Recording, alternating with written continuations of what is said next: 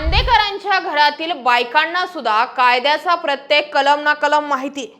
कोर्टात बरेचसे डाव खेळले गेले। आंदेकरांच्या घरातील बायका म्हणतात, सूर्योदयानंतर आम्हाला अटक केली। बंडू आंदेकर म्हणतो, गेल्या 4-5 दिवसांपासून आम्हाला अंघोळ करू दिली नाही, ब्रश करण्यासही मज्जाव केलाय, शिवाय आम्हाला बेदम मारहाण करून जबरदस्तीने कागदांवरती सही करायला लावली। त्या कागदांमध्ये नेमकं काय लिहिलंय हे सुद्धा आम्हाला दाखवलं नाही। हे सगळं सांगून बंडू आंदेकरने एक मोठा खेळ खेळला। हे कारण सांगून कोर्टातील सुनावणी कशी फिरली, आंदेकर कुटुंब कोर्टात किती डोकं लावतंय आणि घरातील महिला किती हुशारीने स्टेटमेंट देताय त्यावरून समजेल सराईत गुन्हेगार कोणाला म्हणतात। बंडू आंदेकरचा लेक कृष्णा आंदेकरने स्वतः पोलिसांना शरण होऊन सरेंडर केलं। तसेच पोलिसांनी इतर 14 आरोपींनाही अटक केली। जवळजवळ संपूर्ण आंदेकर कुटुंब हे सध्या तुरुंगात असल्याचं म्हटलं जातंय। आयुष कोमकर हत्या प्रकरणातील आरोपी कृष्णा आंदेकरला पुणे पोलिसांनी ताब्यात घेतले। सध्या कृष्णा आंदेकरला समर्थ पोलीस ठाण्यामध्ये ठेवण्यात आले। आयुष कोमकर प्रकरणामध्ये 13 जणांवर गुन्हा दाखल करण्यात आला होता। त्यापैकी 12 जणांना यापूर्वी पुणे पोलिसांनी अटक केली आहे। आज सकाळी बंडू आंदेकरचा मुलगा कृष्णा आंदेकर स्वतः पोलिसांना शरण आला। कृष्णा आंदेकरची वैद्यकीय तपासणी करण्यात आली। त्यानंतर कृष्णा आंदेकरचा ताबा पुणे पोलिसांच्या गुन्हे शाखेकडे देण्यात आला। कृष्णा आंदेकरला पोलिसांनी दुपारी कोर्टामध्ये हजर करणार आहेत।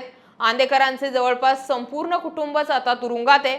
बंडू आंदेकर, कृष्णा आंदेकर, शिवम आंदेकर, अभिषेक आंदेकर, शिवराज आंदेकर, लक्ष्मी आंदेकर, तुषार वाडेकर, स्वराज वाडेकर, वृंदावनी वाडेकर, अमन पठाण, यश पाटील, मीत पाठोळे आणि सुजल मिरगू अशी आरोपींची नाव आहेत। या 13ही आरोपींना पोलिसांनी ताब्यात घेतले। पुण्याच्या मकोका न्यायालयामध्ये बंडू आंदेकर आणि इतर आरोपींना 15 सप्टेंबर रोजी हजर करण्यात आलं होतं। यावेळी बंडू आंदेकर आणि इतर आरोपींनी पोलिसांवरती गंभीर स्वरूपाचे आरोप केले। गेल्या 4-5 दिवसांपासून आम्हाला अंघोळ करून दिलेली नाही, ब्रश करण्यासाठी सुद्धा मज्जाव केलाय, शिवाय आम्हाला बेदम मारहाण करून जबरदस्तीने कागदांवरती सही करायला लावली। या कागदांमध्ये नेमकं काय लिहिलेलं आहे आम्हाला हे सुद्धा दाखवलं गेलेलं नाहीये, असा आरोप आरोपींनीच पोलिसांवर केला। त्यानंतर न्यायालयाने यावरती स्पष्ट निर्देश दिले की आरोपींना आवश्यक मूलभूत सुविधा उपलब्ध करून द्याव्यात। त्यानंतर सरकारी वकिलांनी या प्रकरणामध्ये शस्त्र कुठून आले, हत्येसाठी आर्थिक मदत कोणी केली, ते कोणी पुरवले याचा तपास घेण्याची आवश्यकता आहे असं म्हटलं। त्यावरती आरोपींच्या वकिलाने सुजल आणि अमन यांचा तपास झालाय, रिकव्हरी डिस्कव्हरी झाली आहे, त्यामुळे आणखी पोलीस कोठडीची गरज नाही असा युक्तिवाद केला। त्यानंतर आरोपींच्या दुसऱ्या वकिलाने म्हटलं की फक्त चुलत भाऊ असल्यामुळे त्यांच्या कुटुंबियांना अडकवलं जात आहे।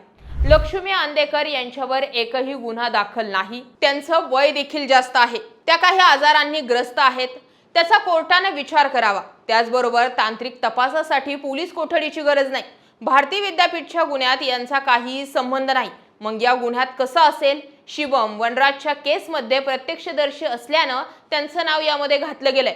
वृंदावनी वाडेकर यांनी देखील या प्रकरणी पोलिसांवरती मोठा आरोप केलाय। आम्हाला आमच्या सुना आणि नातवंडांसोबत असताना अटक करण्यात आली आहे, पोलीस ठाण्यात बसवून ठेवलं गेलं, सूर्योदयानंतर अटक केली आहे असं त्यांनी म्हटलंय। मकोका न्यायालयाने सर्व आरोपींना 3 दिवसांची 18 सप्टेंबर पर्यंत पोलीस कोठडी सुनावली आहे। दरम्यान याच केसची पुढची अपडेट समोर आली आहे। गेल्या 10 वर्षांमध्ये आंदेकर टोळीने पुण्यातून तब्बल 20 कोटी रुपयांची खंडणी उकळल्याचं समोर आलंय। आंदेकर टोळीचे तब्बल 27 बँक खाती पोलिसांनी फ्रीज केली आहेत। आंदेकरच्या बँक खात्यात पोलिसांना मोठं घबाड आढळून आलंय। आतापर्यंत या टोळीची 27 बँक खाती पोलिसांना सापडली असून ती सर्व गोठवण्यात आली आहे। आंदेकर टोळीचा म्होरक्या असलेला बंडू उर्फ सूर्यकांत आंदेकर याच्या नाना पेठेमधील मालमत्तेचा सध्या पोलिसांकडून शोध सुरू आहे। पोलिसांना आतापर्यंत 27 खाती सापडली, ती सर्व खाती गोठवण्यात आली आहे। दरम्यान या खात्यांमध्ये नव्यानं 50 लाख रुपयांची रक्कम आढळून आली आहे। पोलिसांनी यापूर्वी बंडू आंदेकर याच्या घरातून लाखो रोख रुपयांची रोकड, सोन्या चांदीचे दागिने आणि 10 पेक्षा अधिक साठे खत जप्त केले होते। त्यानंतर आता ही मोठी कारवाई करण्यात आली आहे। गणेशपेठ येथील मच्छी मार्केटमधील व्यापाऱ्यांकडून बंडू आंदेकरनं तब्बल 20 कोटींहून अधिक रकमेची खंडणी उकळल्याची माहिती पोलीस तपासात समोर आली आहे। व्यापाऱ्यांमध्ये दहशत माजवून बंडू आंदेकर, कृष्ण आंदेकर, शिवम आंदेकर, अभिषेक आंदेकर, सोनाली वनराज आंदेकर आणि शिवराज आंदेकर या सर्वांनी मिळून दर महिन्याला 15 ते 20 लाख रुपयांची खंडणी उकळल्याचं समोर आलंय। आयुष कोमकर खून प्रकरणात आंदेकर टोळीवरती मोक्का अंतर्गत कारवाई करण्यात आली आहे। त्याचा तपास सुरू असताना चौकशी दरम्यान ही धक्कादायक माहिती समोर आली आहे। दुसरीकडे आज पुणे पोलीस आणि महापालिकेच्या संयुक्त पथकानं मोठी कारवाई केली आहे। पुण्याच्या नानापेठ येथे असलेल्या बंडू आंदेकरच्या अवैध बांधकामांवरती हातोडा चालवण्यात आलाय। बंडू आंदेकर याचं अवैध बांधकाम पाडण्यात आलंय।